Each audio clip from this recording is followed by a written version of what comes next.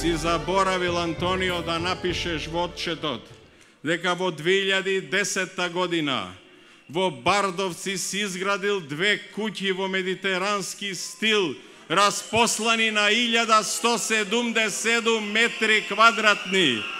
Антонио и Груевски повеќе станови купија отколку што изградија станови за социјалните случаеви во Македонија.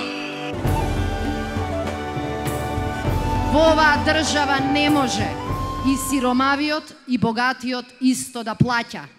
Не може во оваа држава еден стан од 50 квадрати негдека на периферијата на Битола да плаќа изданок како хациенда во центарот на Скопје од 500 квадрати. Тоа не е фер и тоа ќе го промениме. Во првите 100 дена ќе донесеме закон со кој ќе го решиме проблемот со стечајците. Во првите 100 дена новата влада на СДСМ ќе донесе закон со кој ќе кажеме дека ниту една плата не може да биде пониска од 9000 денари. Ниту во трговијата, ниту во земјоделието, ниту во текстилот.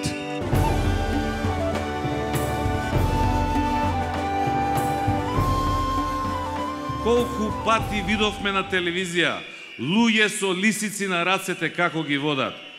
Потоа судот ќе ги ослободи, ама џабе кој ќе им го врати достоинството на тие луѓе?